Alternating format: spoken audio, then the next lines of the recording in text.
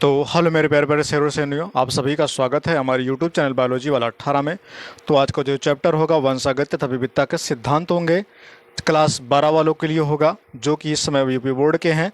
ठीक है, याद रखिएगा दिसंबर तक आपके सारे सारे चैप्टर क्या होंगे, पूरा का पूरा कवर हो जाएंगे। ठीक है, उसके बाद जितने भी चीज़ें आएंगे सारे के सारे क्या होंगे, आपको पेपर वाइज करके मैं आपको क्वेश्चन को लेकर के आता रहूँगा। ठीक है, जो आपके बोर्ड के पेपर के लिए बहुत ही महत्वपूर्ण होगा। तो जो बच्चे अभी तक नहीं जुड़े हैं मेरे चैनल से जुड़ जाएं, उनको जो है वीडियो 6 बजे आपको शाम को 6 बजे ज़रूर मिल जाएगी। ठीक है, चलिए आइए देखते हैं। यहाँ पर आज हम लोग पढ़ने वाले हैं वर्णांतता और हीमोफीलिया के बारे में, लेकिन आज हम लोग पढ़ेंगे अभी केवल वर्णांतता के बारे में। वर्णांतता एक रोग है जो कि अनुवांशिक होता है। ये पीढ़ी दर पीढ़ी क्या होता है, चलता रहता है। इस रोग के सामान्य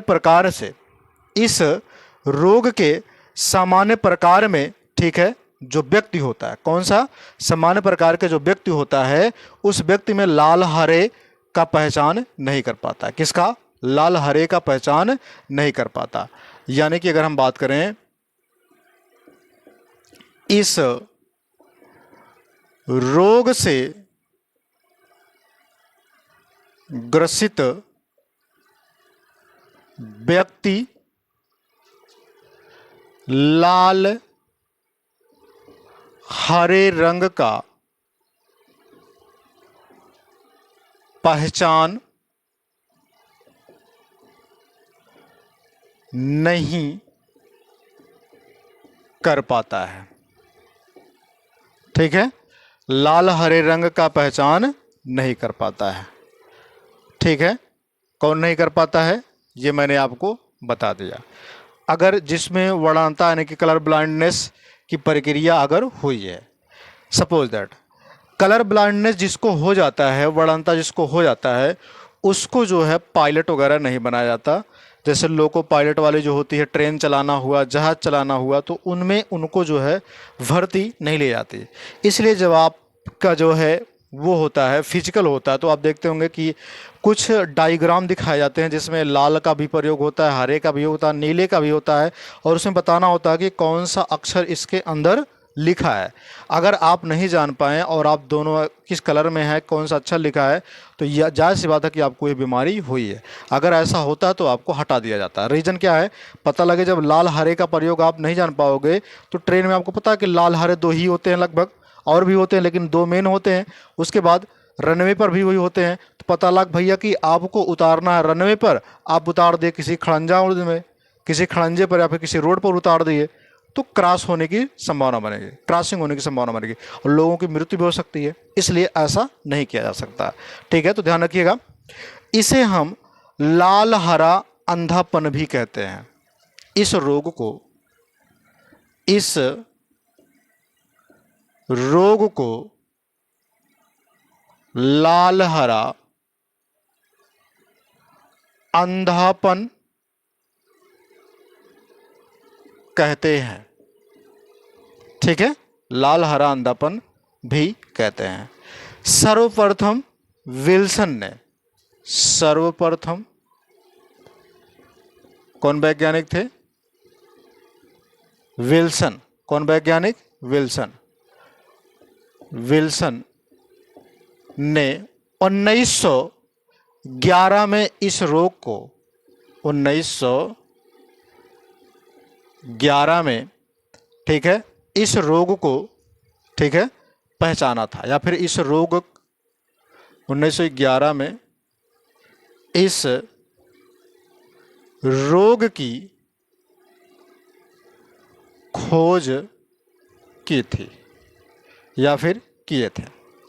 ठीक, अब यहां पर समझिएगा, इसमें जो वायु गुणसूत्र होता है वो युग्म विकल्पी होता है, और एक्स गुणसूत्र जो होता है ये अप्रभावी होता है, और वाई क्या होता है? प्रभावी होता है।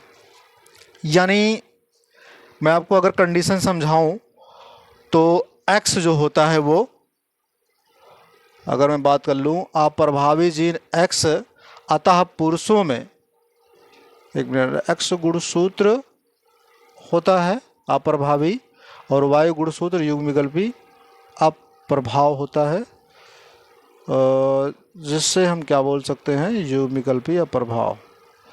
यानी सिंपल भाषा में अगर आपको बताऊं कि इसमें जो है x गुणसूत्र जो होता है वो क्या होता है, अप्रभावी होता है, और y गुणसूत्र क्या होता है, ये भी अप्रभावी होता है। लेकिन किसमें, पुरुष में।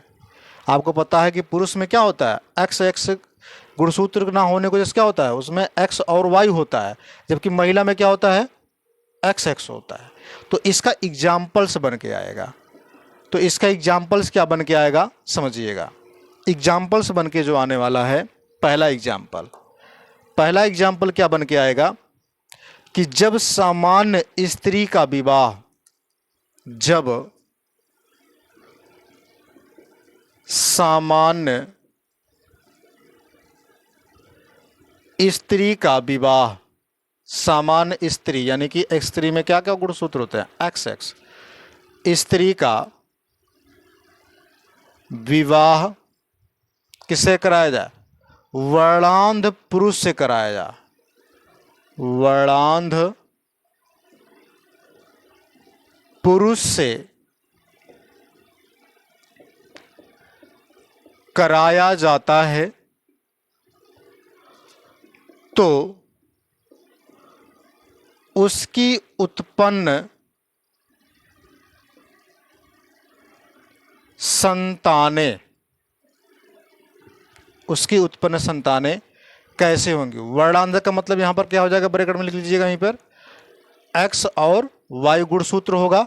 वर्णांध की बात किया तो ध्यान रखिएगा, जिसके यहां पर यानी कि जिसके C पर x पर C हो उसे हम क्या बोलेंगे, वर्णांध बोलेंगे।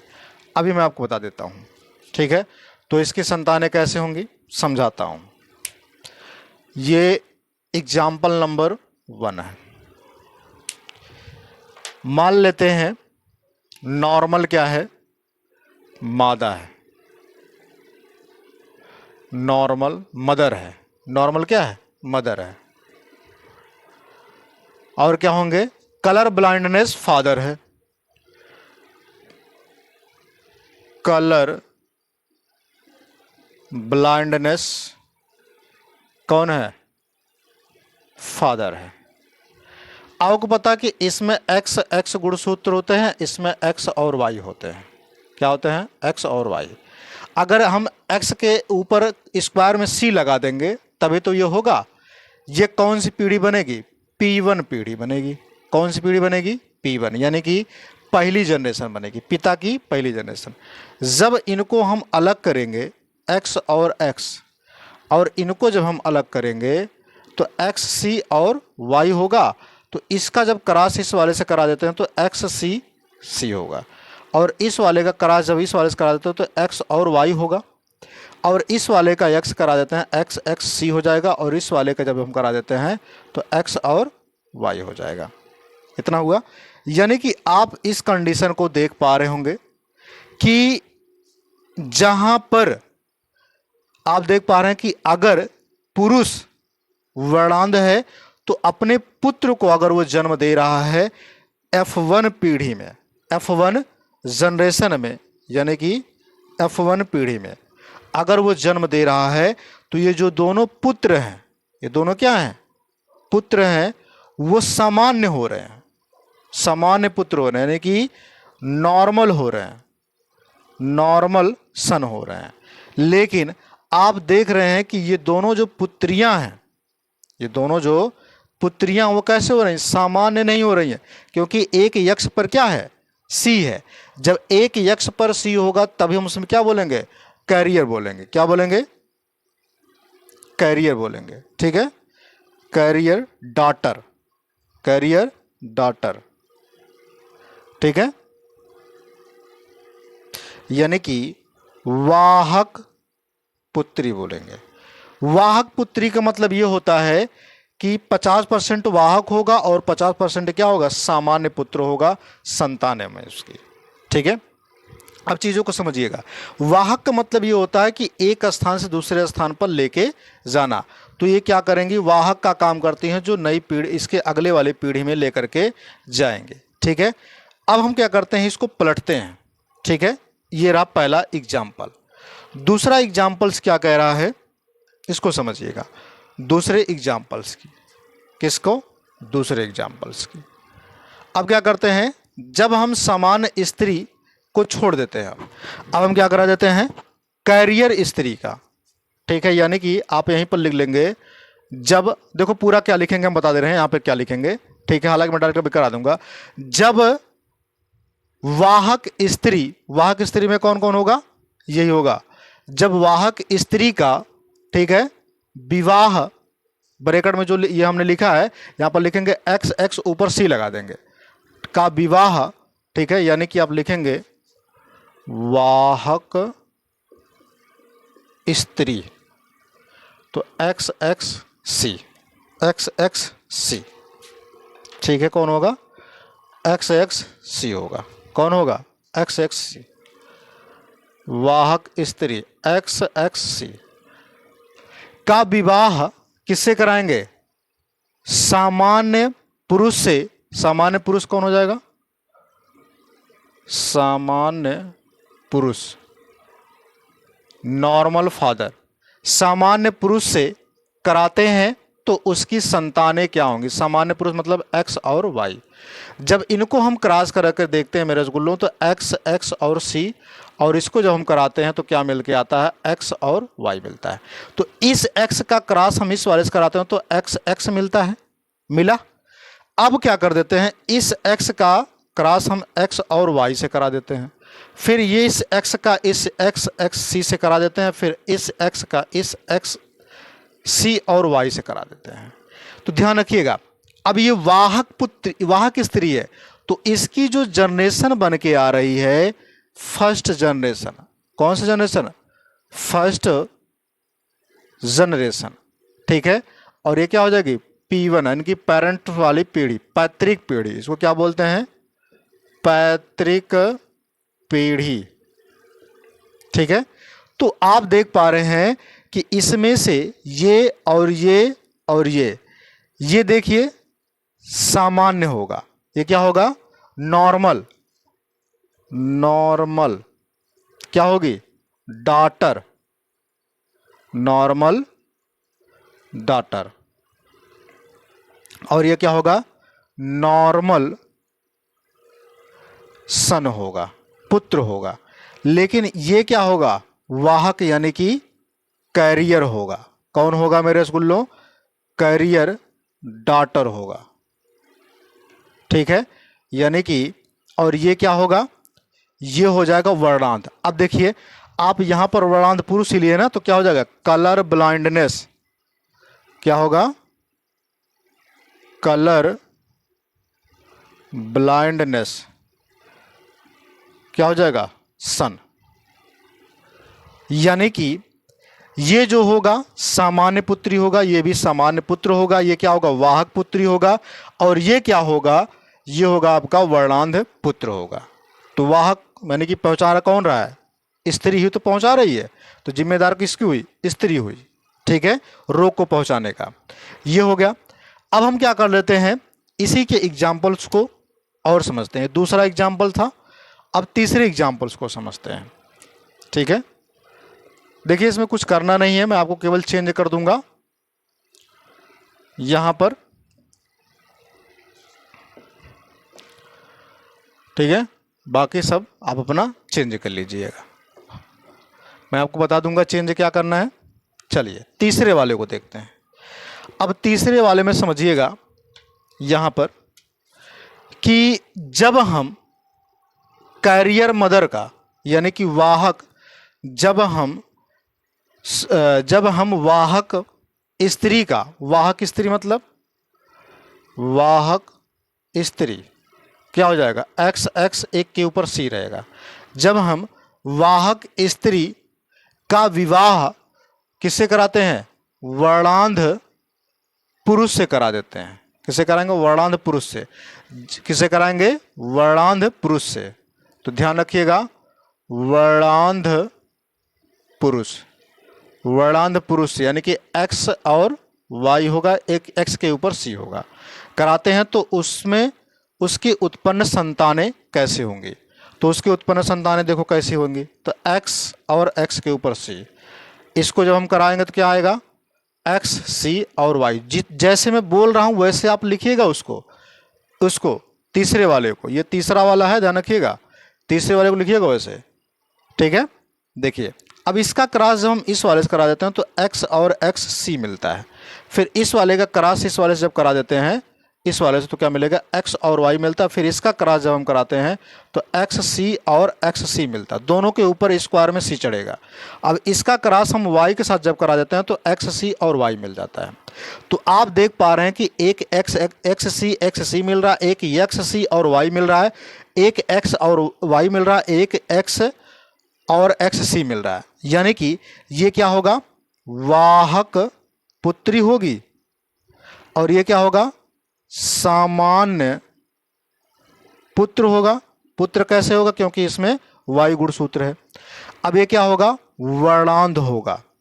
अब ये क्या होगा, वर्णांध होगी, लेकिन एक्स एक्स गुणसूत्र तो क्या होगा, वर्णांध पुत्री होगा। और ये क्या होगा, वर्णांध्र पुत्र होगा, ठीक है, वर्णांध पुत्री और पुत्र होंगे। अब ध्यान सुनिएगा, ये भी तुम्हारा कौन सा होगा, F1 जनरेशन होगा। कौन सा जनरेशन, F1 पीढ़ी। ये क्या होगी, पैतृक पीढ़ी, ठीक है, ये इतना हो गया। अब इसको वहीं छोड़ देते हैं। चलिए चौथे वाले को देख लेते हैं। चौथे वाले में क्या निकल करके आएगा, चौथे वाले में समझिएगा कि जब हम वर्णांध स्त्री का विवाह किससे कराएंगे, चौथे वाले में जब हम वर्णांध स्त्री का विवाह, वर्णांध स्त्री मतलब वर्णांध स्त्री का विवाह, यानी कि एक्स एक्स एक्स दोनों के ऊपर सी चढ़ेगा। वर्णांध स्त्री का विवाह किससे कराते हैं, सामान्य पुरुष से करा देते हैं। सामान्य पुरुष यानी कि सामान्य पुरुष यानी कि एक्स और वाई।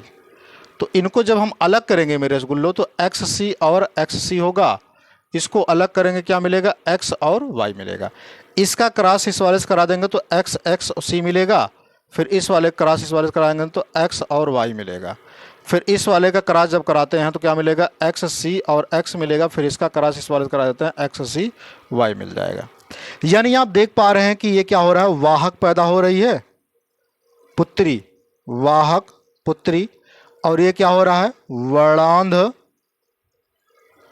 पुत्र हो रहा है, और ये क्या हो रहा है, वाहक पुत्री हो रही है, और ये क्या हो रहा है मेरे रसगुल्लों, वर्णांध होगा। क्या होगा, वर्णांध पुत्र होगा, वर्णांध पुत्र होगा।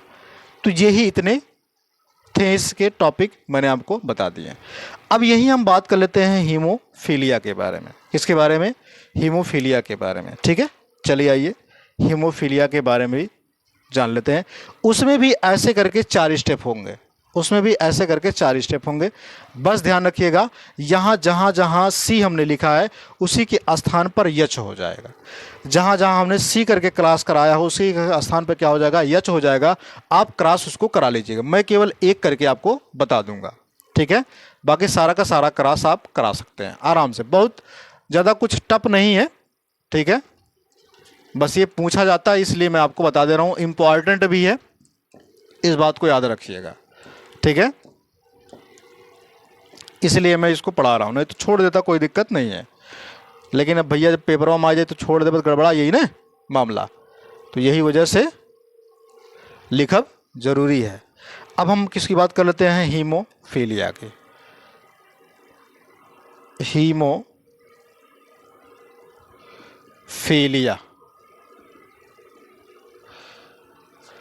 इसी को एक नाम से और जानते हैं जिसको बोलते हैं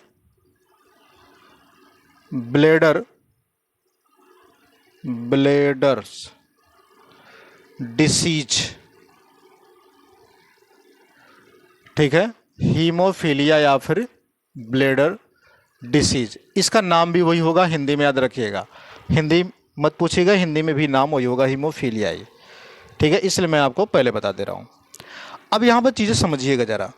हीमोफीलिया में क्या होता है कि अगर किसी व्यक्ति को चोट लग जाती है, ठीक है, इस रोग से ग्रसित व्यक्ति को, तो आप लिखेंगे यहां पर इस रोग से ग्रसित व्यक्ति को चोट लग जाने पर ब्लड का स्राव बंद नहीं होता। ब्लड का स्राव बंद नहीं होता है। ब्लड का स्राव बंद नहीं होता है। ठीक है। अगर ये 24 घंटे के अंदर अंदर क्या होता है, जैसे मान लीजिए ये बहता गया, ठीक है, लगातार बहा और 24 घंटे से अधिक बहा, ठीक है, 24 घंटे से अधिक बहा, तो क्या हो जाएगा, 24 घंटे तक बहा तो व्यक्ति की मृत्यु हो जाती है। सबसे पहले यह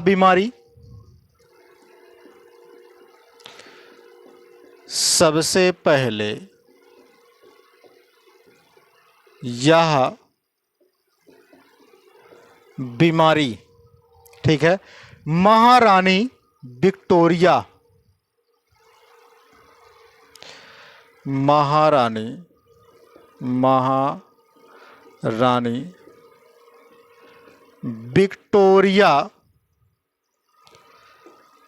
के संतानों में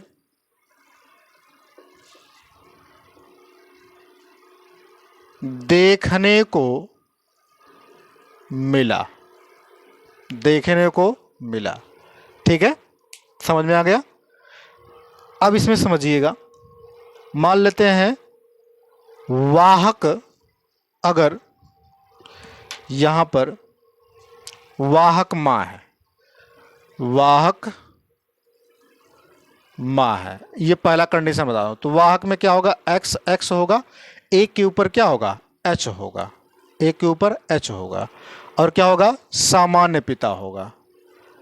तो सामान्य पिता होगा, ये उदाहरण में लिखेगा तो लिखेगा उदाहरण में, ठीक है, उदाहरण में पहला लिखेंगे।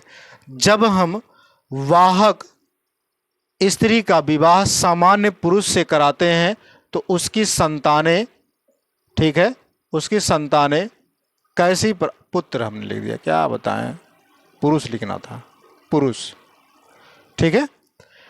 तो उसकी संतानें पैदा होती हैं। अब उसकी संतानें उत्पन्न कैसे होंगी, ये इतना लिख दीजिएगा। तो यहाँ पर x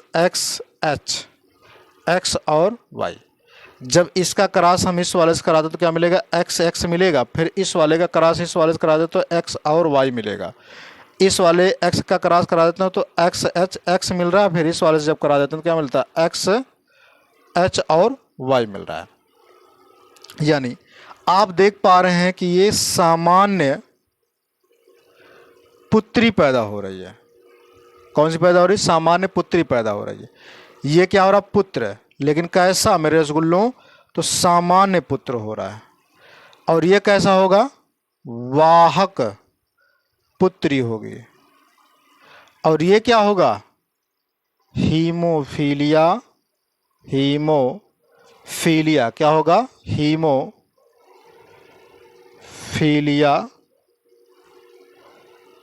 पुत्र होगा।